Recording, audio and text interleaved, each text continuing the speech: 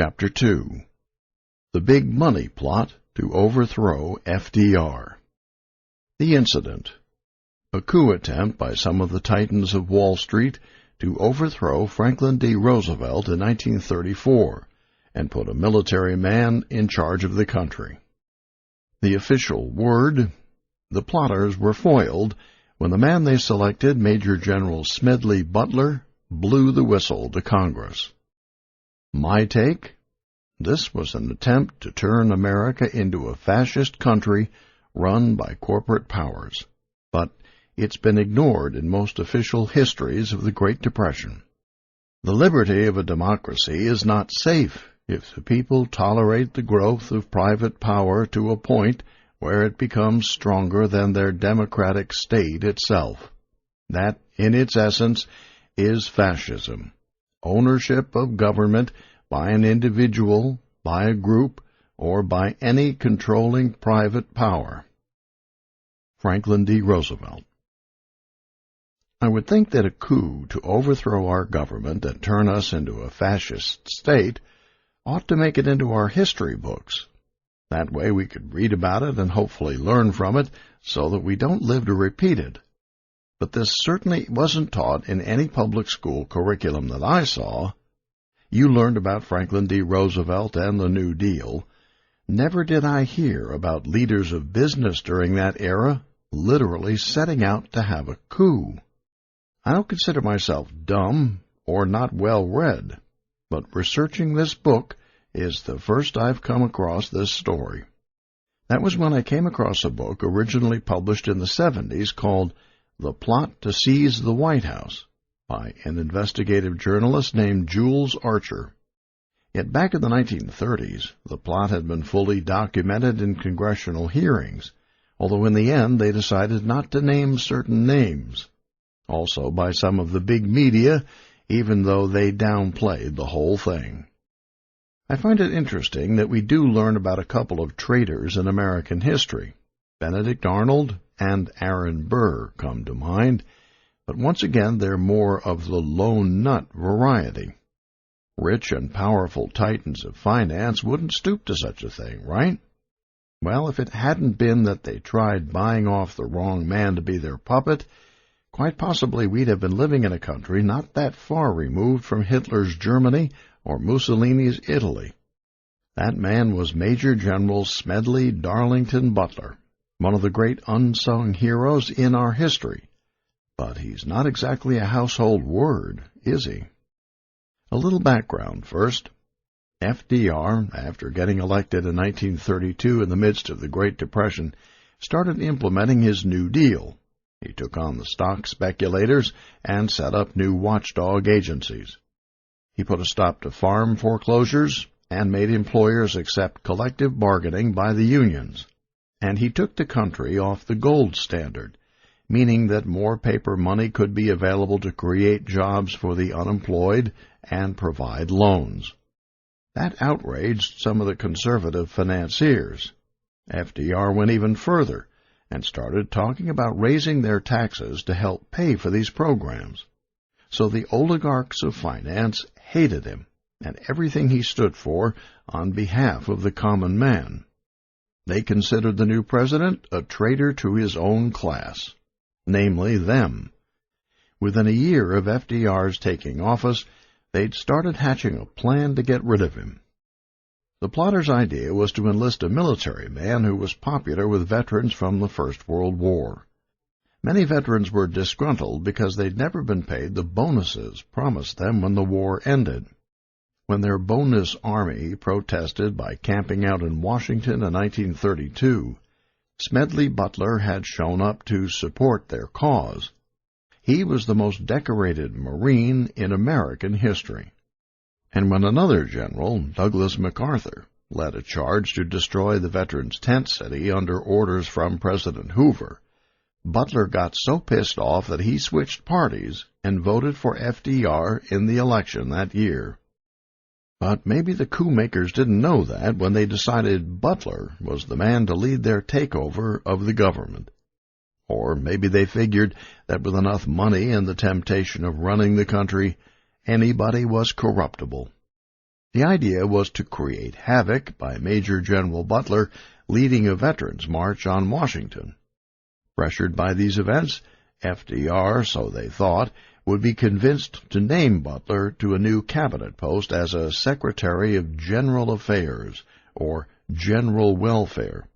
Homeland Security would have to wait a while longer. Eventually, the president would agree to turn over the reins of power to Butler altogether, under the excuse that his polio was worsening and would become a ceremonial figurehead. The whole notion seems pretty far-fetched today, especially given what we know about the integrity of Roosevelt through the Depression and World War II. Apparently, though, the Wall Street group thought they could pull it off. But they sure didn't do enough homework on the military man they thought would play along, Smedley Butler. He'd grown up in a politically prominent Quaker family in Pennsylvania and gotten his baptism under fire with the Marines at Guantanamo during the Spanish-American War. During his distinguished service, he would come under fire more than 120 times and receive 18 decorations, including 3 Medals of Honor.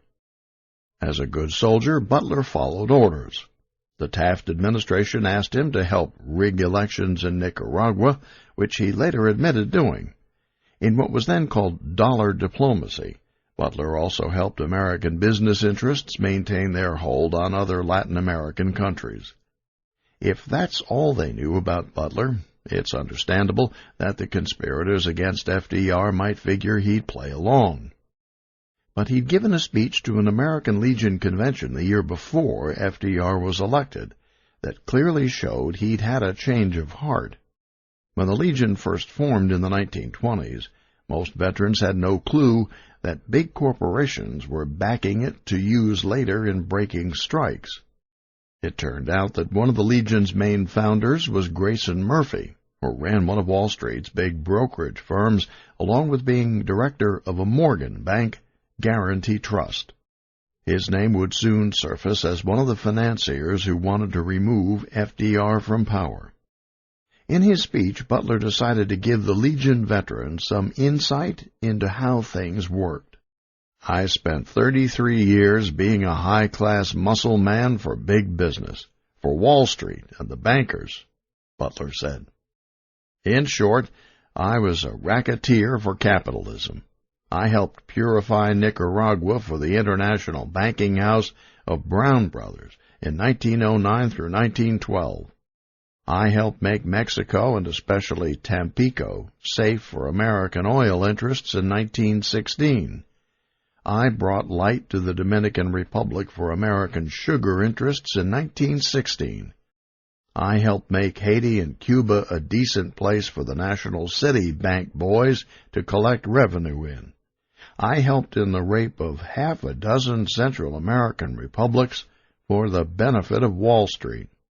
In China in 1927, I helped see to it that Standard Oil went its way unmolested. I had a swell racket. I was rewarded with honors, medals, promotions. I might have given Al Capone a few hints. The best he could do was operate a racket in 3 cities. The Marines operated on 3 continents." In another talk, Butler told veterans that war was largely a matter of money.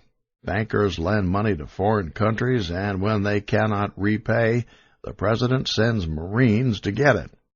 I know. I've been in 11 of these expeditions. Butler also told the vets not to believe the propaganda that capital circulates in the controlled press. In 1932, the year after he gave that speech, at the age of 50, Butler retired to civilian life.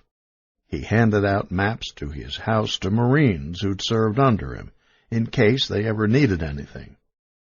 Butler speculated privately that the unsuccessful assassination attempt on Roosevelt a few weeks before his inauguration might have been orchestrated by a big business cabal.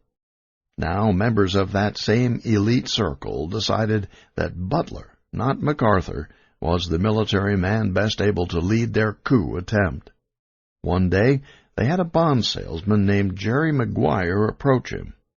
Butler quickly smelled a rat, but decided to play along until he could figure out what was really going on. Over the course of some months, McGuire courted him. His employer turned out to be Legion sponsor and financier Grayson Murphy. There were some important people, McGuire told Butler, who wanted to establish a new organization in the U.S. They had money, lots of it, $3 million in working capital and as much as $300 million that could be tapped into. Butler realized the truth of this when some captains of industry came together and announced formation of a new American Liberty League in September 1934. The organization said its goals were to combat radicalism, to teach the necessity of respect for the rights of persons and property, and generally to foster free private enterprise. Backers included Rockefellers, Mellons, and Pews. Also 2 unsuccessful Democratic presidential candidates, John W. Davis, an attorney for the Morgan banking interests, and Al Smith, a business associate of the DuPonts. At first, Butler couldn't believe even Smith could be involved until he suddenly published a scathing attack on the New Deal. I guess you could say not a whole lot has changed with our two-party system. Butler had once served with a fellow named Robert S. Clark, an heir to the Singer sewing machine fortune and a wealthy banker. He now paid a visit and put forward more of the plan to Butler, who remembered Clark saying, "You know, the president is weak. He was raised in this class, and he will come back, but we have got to be prepared to sustain him when he does." So Butler was their choice to lead the takeover. I view Smedley Butler as someone who'd read the Constitution and followed the law. He didn't have to be in FDR's camp to realize that what he was being asked to do was wrong. FDR was the commander-in-chief of the country, and we have a system for how we exchange our leaders. That system is the vote and the election. Butler brought a reporter friend in on the conspiracy, so it wouldn't be just his word against the plotters. Together they worked on gathering more background. Around Thanksgiving in 1934, the McCormick-Dickstein Committee of the House of Representatives took Butler's testimony behind closed doors. The next day, the New York Times ran a 2-column headline on the front page. General Butler bears fascist plot to seize government by force. Butler was struck by how the paper played it. The gist of his charges was buried deep inside, while most of the article consisted of denials and outright ridicule from some of the prominent people he'd implicated. Time magazine followed up with a front-page piece headlined, "Plot Without Plotters." It caricatured Butler riding a white horse while asking veterans to follow him. No military officer of the United States since the late tempestuous George Custer has succeeded in publicly floundering in so much hot water as Smedley Darlington Butler, the article said snidely. Are we surprised that FDR started his fireside chats so he could go straight to the people and over the heads of media barons like Luce and Hearst? The House committee went ahead and commenced a 2-month-long investigation. It verified an $18,000 bribe offered to Butler and came up with a number of other facts to verify his story. The VFW commander, James Van Zandt, revealed that he had also been approached by agents of Wall Street to lead a fascist dictatorship. Even Time, which 12 weeks before had made fun of the plot idea, came out with a small print footnote that the committee was convinced that General Butler's story of a fascist march on Washington was alarmingly true. After that, though, the committee's investigation came to a sudden stop. They never called any of the big financiers for questioning. In fact, when the transcript of the committee's interview with Butler appeared, all the names he'd named were deleted. Some said that the names were omitted at the request of a member of FDR's cabinet, who didn't want to embarrass the 2 former Democratic presidential candidates that Butler identified. FDR never made any comment on the plot, so we can't know what he might have said behind closed doors. Maybe he figured, now that this was public knowledge, he needn't to pursue it further. Maybe he dismissed the plan as a preposterous idea. For whatever reason, the Justice Department avoided any steps toward fuller investigation. That caused Roger Baldwin of the ACLU to issue an angry statement. Not a single participant will be prosecuted under the perfectly plain language of the Federal Conspiracy Act, making this a high crime. Does this remind anyone of the current administration not wanting to prosecute the Bush people for their involvement in torture? When Jules Archer interviewed John McCormick in 1971, the former House Speaker claimed he couldn't remember why his committee had stayed away from implicating the bankers and corporate presidents. McCormick did say, "If the plotters had got rid of Roosevelt, there's no telling what might have taken place. They wouldn't have told the people what they were doing, of course. They were going to make it all sound constitutional, of course, with a high-sounding name for the dictator and a plan to make it all sound like a good American program. A well-organized minority can always outmaneuver an unorganized majority, as Adolf Hitler did. The people were in a very confused state of mind, making the nation weak and ripe for some drastic kind of extremist reaction. Mass frustration could bring about anything." Even though this happened more than 75 years ago, it's worth paying attention to where the plot came from and how its would-be perpetrators haven't necessarily gone away, but only taken on different faces. Let me start to explain that by telling you about a book called Tragedy and Hope, A History of the World in Our Time. It was written by a Georgetown University professor named Carroll Quigley, a well-connected academic who had many friends and associates among the elite class. One of his students was Bill Clinton. In Tragedy and Hope, Quigley wrote, "There does exist, and has existed for a generation, an international Anglophile network which operates to some extent in the way the radical right believes the Communists act. In fact, this network, which we may identify as the Round Table groups, has no aversion to cooperating with the Communists or any other groups, and frequently does so. I know of the operations of this network because I have studied it for 20 years and was permitted for 2 years in the early 1960s to examine its papers and secret records. I have no aversion to it or to most of its aims, and have for much of my life been close to it and many of its instruments. In general, my chief difference of opinion is that it wishes to remain unknown, and I believe its role in history is significant enough to be known."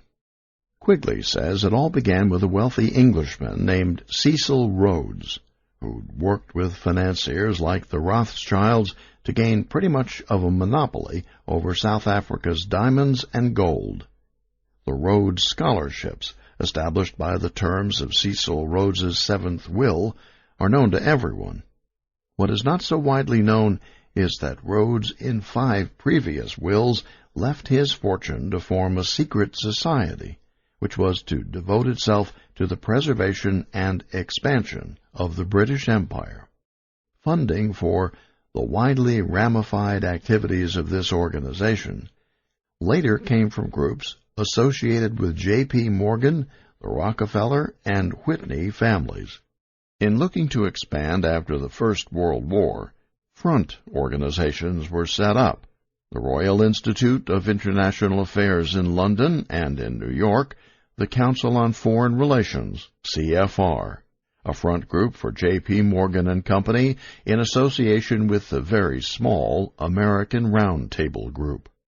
The CFR in 1928, according to Quigley's list, had John W. Davis as its president, the very same fellow who, along with Morgan and others, established the American Liberty League that tried to use General Butler in the plot against FDR. Also among the CFR's leading lights was attorney Allen Dulles, future director of the CIA, and member of the Warren Commission to investigate JFK's assassination. And closely allied with this Morgan influence were a small group of Wall Street law firms that included another future Warren Commission member, John McCloy. Same cast of characters, from FDR to JFK. The goal of this cabal of global financiers, writes Quigley, was nothing less than to create a world system of financial control in private hands, able to dominate the political system of each country and the economy of the world as a whole. This system was to be controlled in a feudalist fashion by the central banks of the world acting in concert, by secret agreements arrived at in frequent private meetings and conferences. Each central bank sought to dominate its government by its ability to control treasury loans, to manipulate foreign exchanges, to influence the level of economic activity in the country, and to influence cooperative politicians by subsequent economic rewards in the business world. Then there was this. The American branch of this English establishment exerted much of its influence through 5 American newspapers: the New York Times, New York Herald Tribune, Christian Science Monitor, the Washington Post, and the lamented Boston Evening Transcript. Quigley's book is back in print today, but when it first appeared in 1966, it didn't stay long on bookstore shelves. The professor came to believe it had been suppressed, because it apparently says something which powerful people do not want known.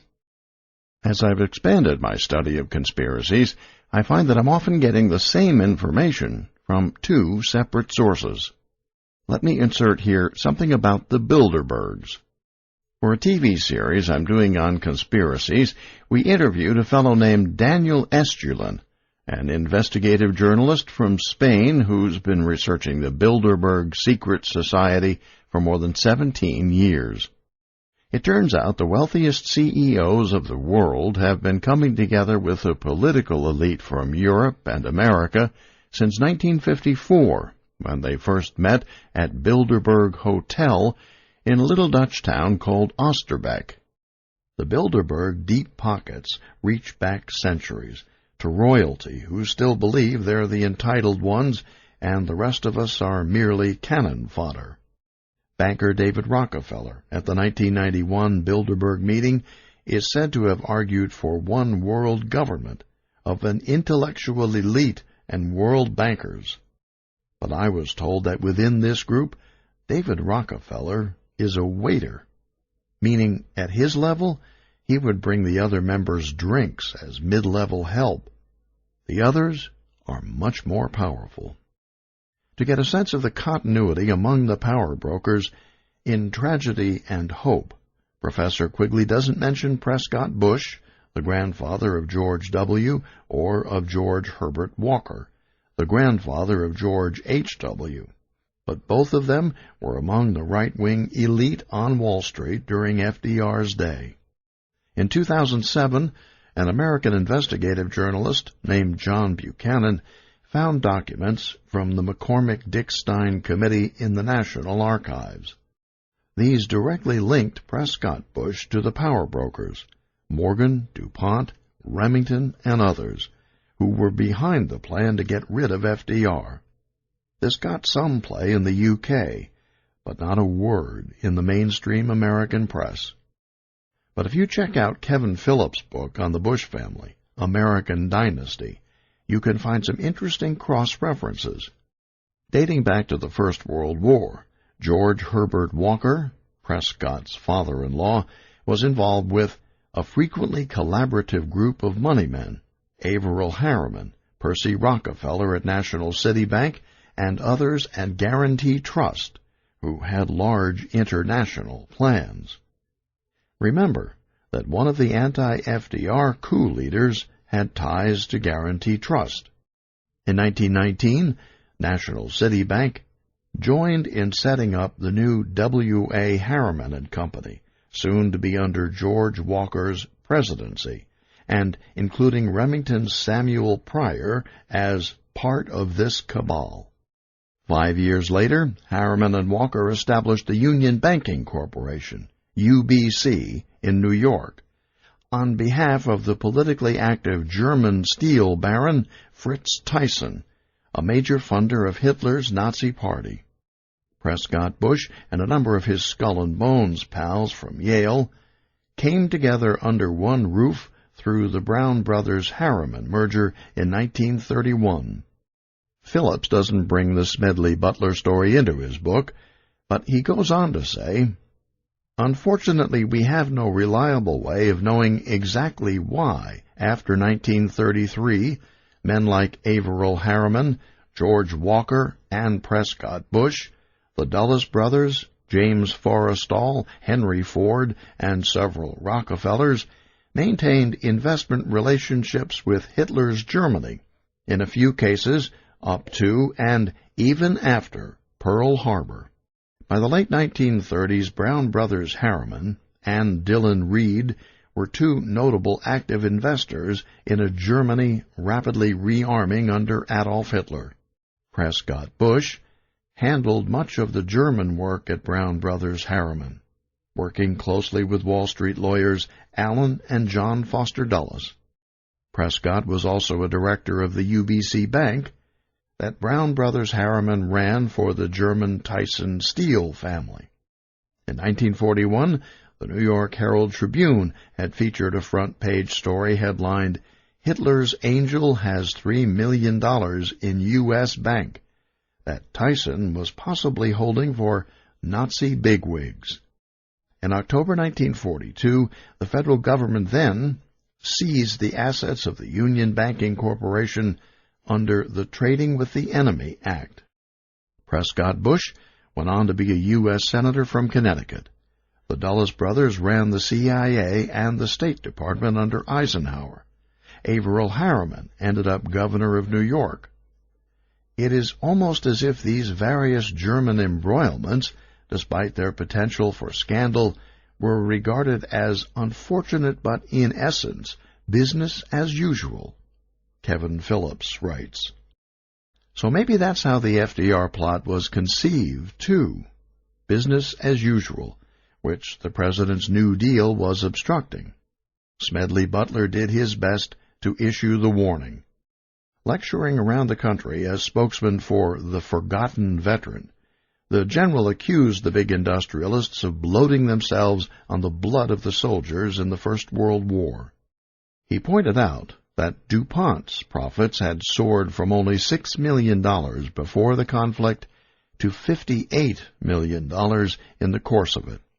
Similar huge jumps were made by companies like Bethlehem Steel and International Nickel.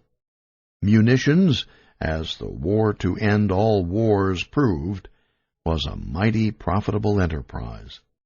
Butler also asked a question in his book, War is a Racket, that I've thought about a lot in terms of today. How many of these war millionaires shouldered a rifle?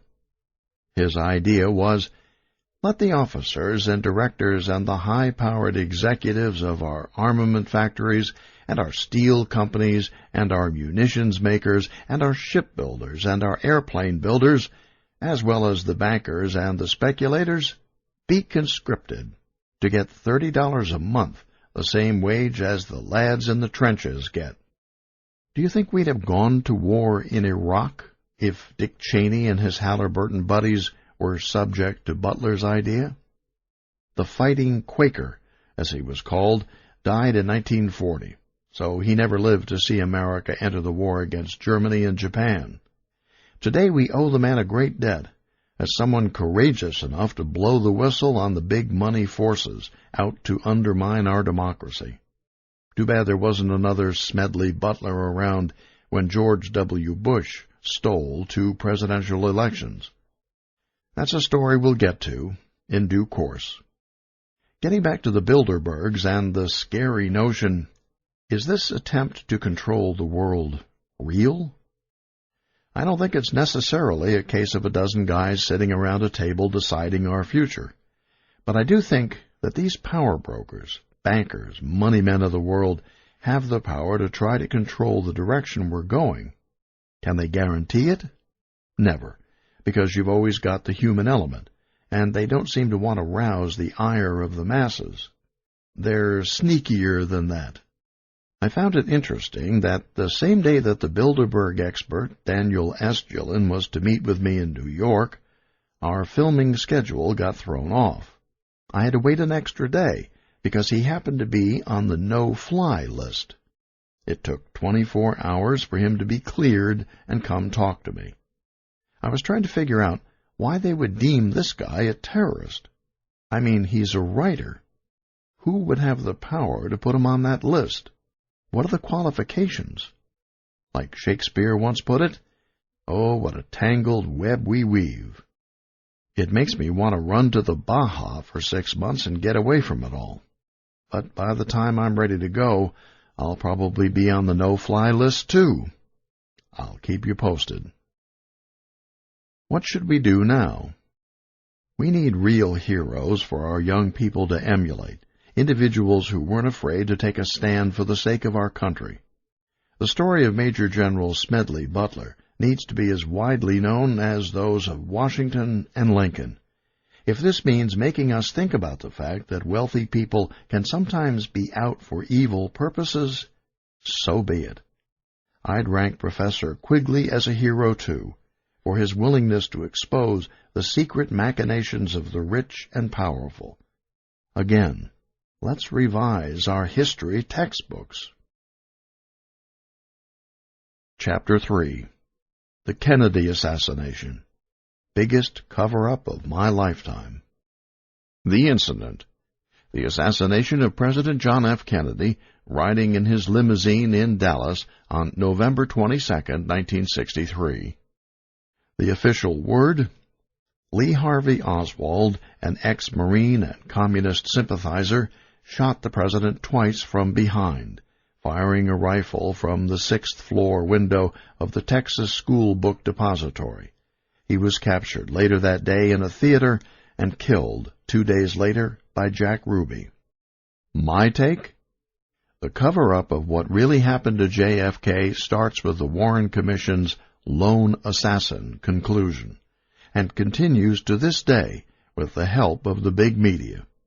A second gunman assassinated the president from the grassy knoll, while Oswald was set up as the fall guy. The perpetrators behind Oswald are tied into the CIA, the Pentagon, and the mob, along with right-wing extremists who tried to make it look like Cuba was behind it. Oswald himself was part of an intelligence operation that involved a look-alike double. In the councils of government, we must guard against the acquisition of unwarranted influence, whether sought or unsought by the military-industrial complex. The potential for the disastrous rise of misplaced power exists and will persist. We must never let the weight of this combination endanger our liberties or democratic processes. We should take nothing for granted. Dwight D. Eisenhower, in his farewell address as President, 1961. There are 2 official government reports on the assassination of President Kennedy, and they directly contradict each other. The first was, of course, the Warren Commission report, which concluded that a disgruntled Marine-turned-communist named Lee Harvey Oswald took out JFK on his own, using an old Italian-made rifle and connecting with 2 out of 3 shots in 6.3 seconds from a 6th-floor window. The second was a report 15 years later by the House Select Committee on Assassinations, concluding that JFK was probably eliminated as part of a conspiracy.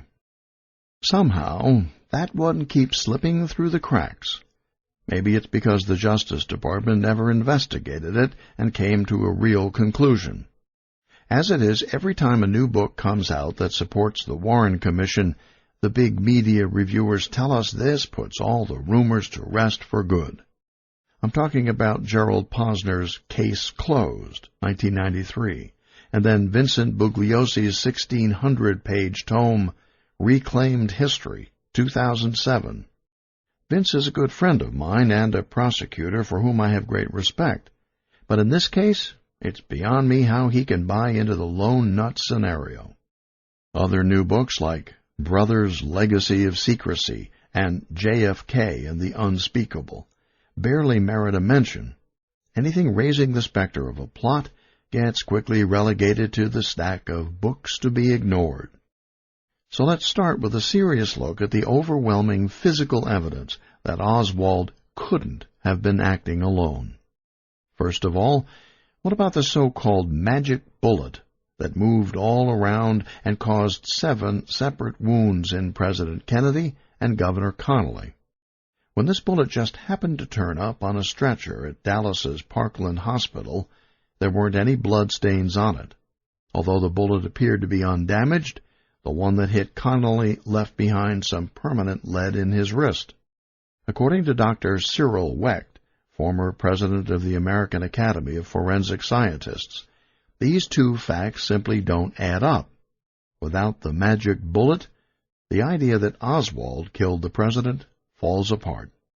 Of course, if you challenge the status quo like Dr. Wecht did, eventually they'll come after you, as the Justice Department did. For sending personal faxes and giving students permission to study autopsies, Dr. Wecht found himself facing numerous criminal charges. He was forced to resign as a county coroner in Pittsburgh and spent $8 million on legal fees before the Justice Department dropped most all its charges against him in 2008.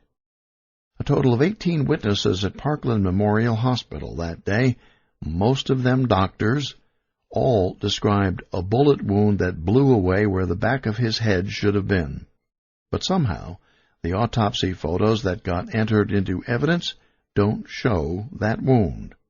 Of course, Dr. James Humes, the Navy physician who led the autopsy at Bethesda Naval Hospital, admitted later that he burned both his autopsy notes and the first draft of his report. Somehow, the president's brain disappeared, too. What gets me is that John Kennedy's body was illegally removed from the city of Dallas, where by law the autopsy should have taken place. Texas law in 1963 required that the autopsy of anyone murdered in the state had to take place within its borders. The only exception was a murder that happened in a place owned, possessed, or controlled by the federal government, which wasn't the case here. In fact, the Dallas County Medical Examiner, Dr. Earl Rose, tried to enforce the law when the Secret Service was removing the president's body from Parkland late that afternoon for immediate return to Washington. Dr. Rose was overruled by the Dallas District Attorney, Henry Wade. So did the feds simply come in and say, "This is what's going to happen"? Why don't they have to abide by the same laws as the rest of us? This set a terrible precedent that happened again after September 11th. But I'll get into that later. As for the famous Zapruder film, anybody can see that JFK's head is thrust violently backward when the fatal shot strikes him. Despite all the claims to the contrary, this supports someone firing from the front, most likely the grassy knoll. A number of experts say that the film was definitely altered, and we recently learned that it went to a CIA lab run by Kodak in Rochester, New York, the weekend of the assassination. When Life magazine published stills from the Zapruder film not long after the assassination, they were printed out of order. Kind of makes you wonder about the media again, doesn't it? Did you know that not a single fingerprint was found on Oswald's alleged murder weapon? When the FBI did a nitrate test on Oswald, it came up positive for his hands, but negative for his face, which means that he maybe fired a pistol, but not a rifle that day. After Oswald was killed by Jack Ruby, the Dallas police did come up with a palm print on the Mannlicher Carcano, but this was after the FBI's top fingerprint analyst had dusted the whole rifle and said he found nothing of importance. During my first year as governor, I caused a pretty big stir when I told an interviewer from Playboy that I did not believe the official conclusion on Oswald. I think I may have been the highest-ranking official who ever said that, at least publicly. I started by simply applying common sense. If Oswald was who they told us he was, a Marine private who gets out of the Marine Corps and decides to defect to the Soviet Union at the height of the Cold War, then comes back home with a Russian wife and does minimum-wage jobs, why would any records need to be locked away in the National Archives because of national security for 75 years? As a Navy SEAL, I had to have top-secret clearance. That was higher than Oswald's, and I know a few secrets, but not enough to endanger national security. Yet in Oswald's case, hundreds of documents were withheld. When I was traveling around the country to promote my first book, the publisher said I could go to either Houston or Dallas. I said, "Give me Dallas." With my apologies to readers who may already have read this story in my previous book, as well as the one about my meeting with Fidel Castro, I feel like these are too important to leave out of what I've learned about JFK's killing. First, a cop gave me the tour of the police headquarters basement, where Jack Ruby shot Oswald.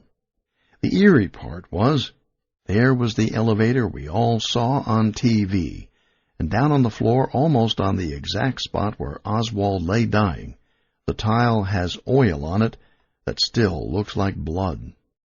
From there, I went to Dealey Plaza and took my time walking the picket fence on the grassy knoll, where a second gunman most likely was firing from. That was eerie, too. Then I went to what's now the JFK Museum inside the Texas School Book Depository, where the curator, Gary Mack, met my party. The actual supposed sniper's nest on the 6th floor is sealed off, but you can go to the next window, which would seem to be an easier shot, because you're 8 feet closer to where the president's motorcade passed, and at basically the same angle. I didn't see how 3 shots could possibly have cleared the branches of an oak tree and lined up on the presidential motorcade. After my book signing was over, we headed out to Dallas's Love Field Airport. At the time, I was smoking cigars, so they found me a restricted area outside where I could light up. I remember it was a beautiful day, and we were all laughing and making small talk. As it came time for me to put out my cigar and board the plane, the police officer who'd been our guide all day took me off to the side. He said, "Be very careful, Governor. You are a high-profile person who might say things that certain people don't want brought to light." That made my head spin a little. If there was nothing to hide about the assassination, how could my making comments about it 40 years later affect anybody? In hindsight, I wish I'd canceled the flight and gone to the policeman's home that night. I wanted to ask him, "Why are you warning me about this? What do you base it on? Or won't you tell me?"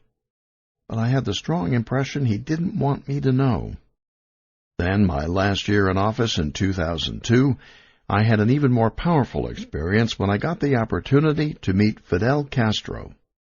A few of America's sanctions against Cuba dealing with food and agricultural products had finally been lifted, so Minnesota was able to put together a trade mission for humanitarian purposes. President Bush was very opposed to my going along, but I decided it was my right as an American citizen. We now know that Robert Kennedy, on December 12, 1963, less than a month after his brother's assassination, had sent a memo to Dean Rusk, asking the Secretary of State to get rid of the restrictions on American travel to Cuba, because this was inconsistent with our belief in freedom. It took almost a half-century more for his daughter, Kathleen Kennedy Townsend, to push the Obama administration to go forward on this, which it seems is finally going to happen. I guess I was a few years ahead of my time. I'd grown up in fear of Fidel Castro. I was young when his revolution took place in 1959, but I remember the propaganda. I vaguely recall hearing about the Bay of Pigs invasion because it dominated the news when I came home from school. As a kid, the name fascinated me. Why would they name a place after pigs? As an adult, when I started reading books trying to figure out what really happened to President Kennedy, Castro and Cuba, of course, loomed large. Oswald and his Fair Play for Cuba Committee, his attempt to get a visa to Cuba on a trip to Mexico. So Cuba had fascinated me for years, though I never dreamed I'd have a chance to actually go there, much less to spend an hour with Castro himself. The last day of our visit, around noon, Castro was waiting for me in a room at the trade fair. I've never known a handshake like Castro's. He comes up to me, winds up, pulls back his hand all the way to his shoulder, and thrusts it out with great excitement.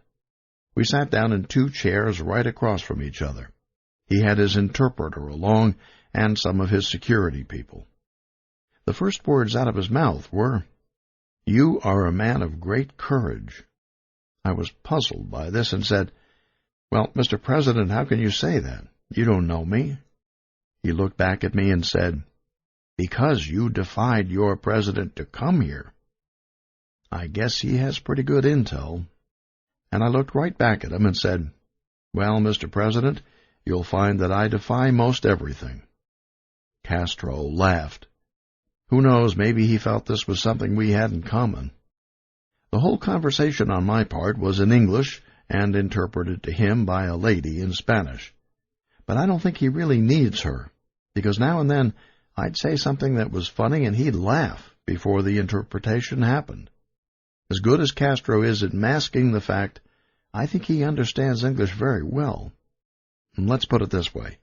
I'm sure he does English far, far better than I do Spanish. We covered a lot of ground in our conversation, and just as I have great pride in Minnesota, he has the same for Cuba. He was extremely proud of the fact that they have the highest literacy rate of any Latin country in the hemisphere. He's also proud that they have the best medical care. I found him very engaging. He's a master of hyperbole.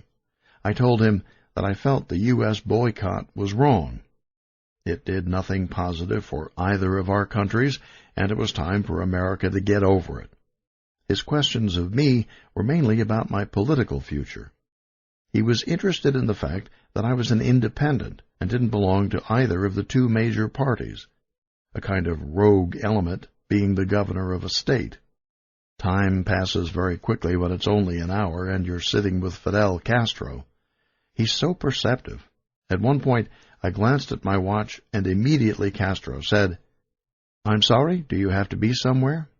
I said, "No, sir, but I'm only here a short time with you, and there are some personal questions I wanted to ask you before our hour is up. So I was just checking my watch to see how much more time I had." "So, can I ask you one?" His answer was, "Ask me anything you'd like." I told him about how I was only 12 years old when John F. Kennedy was killed, and how later, as an adult, I started studying the murder. I told him that I came not to believe the Warren Commission, or what my country has portrayed as what happened. I said, "Naturally, in studying this, there are a few scenarios where you come up very strongly as being a part of it, that Oswald was somehow linked to you. You were around back then and much older than I was, and more involved. I would like to know your perception of what happened to John F. Kennedy." For the next 20 minutes I couldn't stop him from talking. First of all, he said it was an inside job, meaning that the assassination was orchestrated from within the United States. He very intently stared at me and said, which also told me that he was aware of my military background, "You know as well as I do, Oswald couldn't make the shots." And then he went on to explain the reason he knew that. During the Cuban Revolution, he was the main guy who taught and carried out sniper work. Knowing all he did about this, he knew Oswald couldn't have accomplished the job with the antiquated Mannlicher Carcano rifle that he used. Then Fidel described why it was an inside job. First of all, he said he was very close to the Soviet Union at that time. "The Soviets didn't do it," he stated emphatically. In fact, the Kremlin leaders had told him about Kennedy. "You can talk to this man." Apparently the Russians were pleased that Kennedy had enough of an open mind to at least consider their side's position on Cuba and other matters. Besides, neither country wanted another nuclear confrontation like the Cuban Missile Crisis. Secondly, Castro said, "I didn't do it." Again, his gaze was penetrating. He went on, "I'm not suicidal crazy. Why would I destroy my Cuba, a country I love so much? If I would have ordered Kennedy killed and the United States found out, we wouldn't exist anymore. They would have unleashed everything they had on us and basically blown us off the face of the earth. Why would I take that risk?" It made sense to me. Not only that, but look who was waiting in the wings, Lyndon Baines Johnson. I didn't see his becoming president as a positive for Fidel Castro. He also recalled for me how at the moment Kennedy was killed, he was meeting in Havana with a French journalist named Jean Daniel, whom Kennedy had personally sent to see him. Castro felt very strongly that Kennedy was considering a change in policy towards Cuba. I could tell that he felt Cuba was worse off without Kennedy alive. He said again, "It was completely an inside job. It was done by people within the United States of America." I wanted to ask for specifics. It felt like he knew some, but our time was up. That last night I turned to my Cuban bodyguards and asked them to take me out for a night on the town. They took me to the infamous Club Havana. It's a beautiful nightclub, maybe the biggest one in Cuba, with a Vegas-type entertainment show where they bring out Latino comedians, a variety of different musical acts, and have beautiful Cuban girls who dance in their feathered native costumes. The night wore on. Castro apparently has informants everywhere. One of them came up and whispered something to my bodyguard, who then told me. It seems that some CIA operatives were tailing me.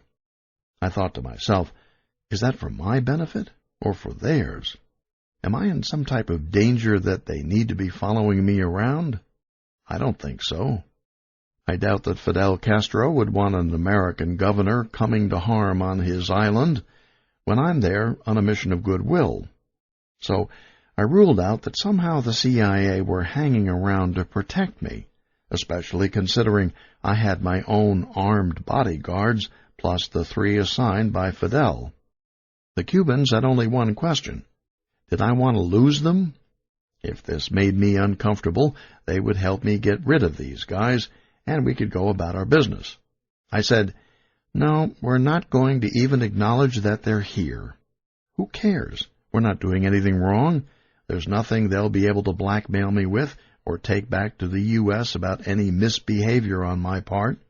Let's ignore them. They're not going to ruin our night." So we ended up going to another club, and I don't know if we were followed there or not. The subject was never brought up again. It could be the Cuban security team decided on a means to lose them on the way. I never inquired. What I did do was put this incident on file in the back of my mind. When I came back to the States a week or so later, I had a 2:00 meeting penciled in on my schedule. But who I was supposed to meet with was blank. That's very unusual for a governor's public schedule. So I asked my chief of staff, "What's the deal with the 2:00 meeting?" He rolled his eyes and said, "CIA." I expected it because they have their jobs to do. I had been with Castro, and why wouldn't they want to debrief me? And that's precisely what it was. The 2 agents from the CIA came into my office. One of them I'd already met shortly after I became governor, and they very respectfully gave me the old 20 questions routine. They went through their litany, and I answered them as honestly as I could. Typical intelligence questions. What did Castro's health appear to be like? Was he in control of all his faculties? Did he seem bright for his age? I said I felt that he was very much in control. His mental capacity seemed to be right on. I offered a few opinions. I told them, I know his mom lived to be 100, so it's in his genes, and looks to me like he just might make it. Do I think this guy is going to die within the next couple of years? I'd have to tell you no. He looks fit as a fiddle for his age." Their faces were expressionless. They said they were finished and thanked me.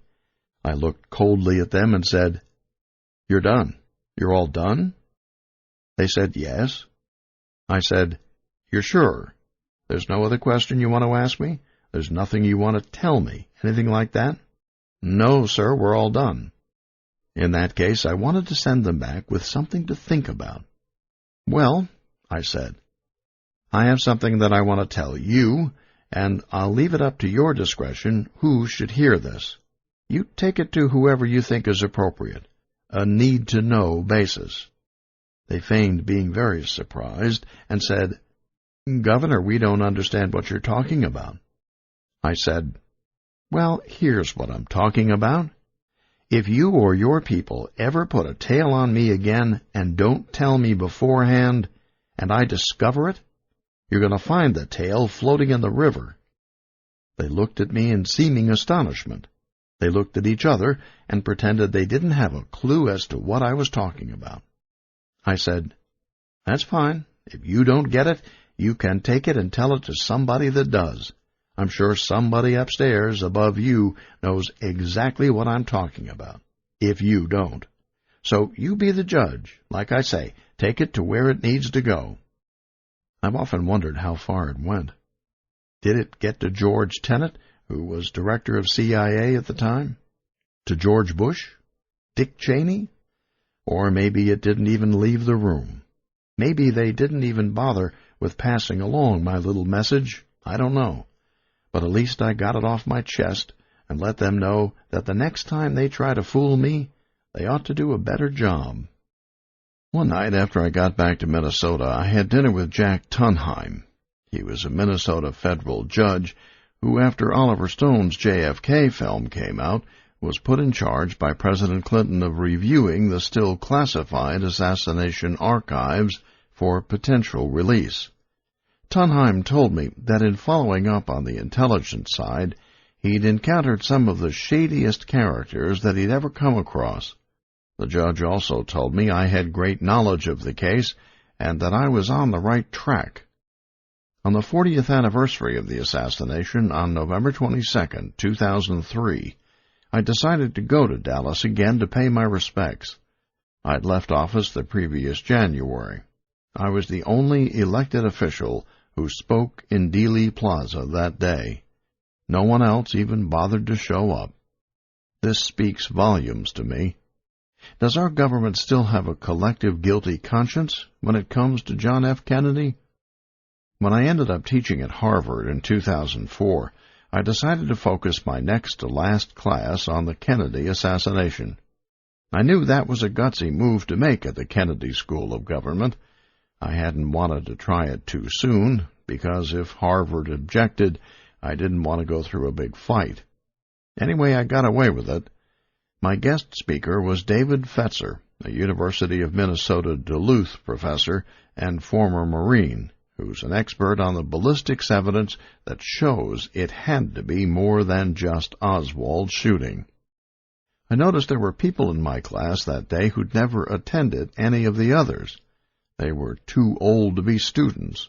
Their sole purpose in being there was apparently to debunk any conspiracy theories. They didn't completely disrupt the class, but they would speak out of turn and insinuate that it was un-American and undermining our great country by bringing up the past and questioning the integrity of all those great men on the Warren Commission. Never question your government, was the message. So where did these people come from? I suspect they were plants sent in by somebody in the Bush administration. So that's my personal experience with the assassination of JFK. What I respect most about the man is that he was willing to grow and change his views while in office for the sake of the greater good. Without his going up against the generals who wanted to attack Cuba and take out the Soviet missiles in the fall of 1962, I wouldn't be sitting here today writing this book. We'd have all been victims of a nuclear holocaust.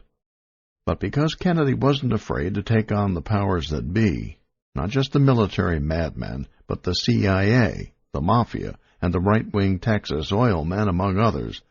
He made enemies, so many enemies that it's almost impossible to sort out which one eventually killed him. The conclusion of Robert Blakey, who ran the House investigation back in the late 1970s, was that the mob was most likely behind the assassination. On this question, I have to defer to what Kevin Costner said in Oliver Stone's JFK movie. I don't doubt their involvement, but at a lower level. Could the mob change the parade route? Or eliminate the protection for the president? Could the mob send Oswald to Russia and get him back? Could the mob get the FBI, the CIA, and the Dallas police to make a mess of the investigation? Could the mob get the Warren Commission appointed to cover it up? Could the mob wreck the autopsy? Could the mob influence the national media to go to sleep? Now let's run down some comments made by government officials at the time, most of which haven't been made public until recent years. President Johnson, on the telephone recordings made of his White House conversations. I never believed that Oswald acted alone, although I can accept the fact that he pulled the trigger. However, he also told his friend and Warren Commission member Richard Russell, the senator from Georgia, that he didn't believe in the single-bullet theory. President Nixon on the White House tapes talking about the Warren Commission. It was the greatest hoax that has ever been perpetrated.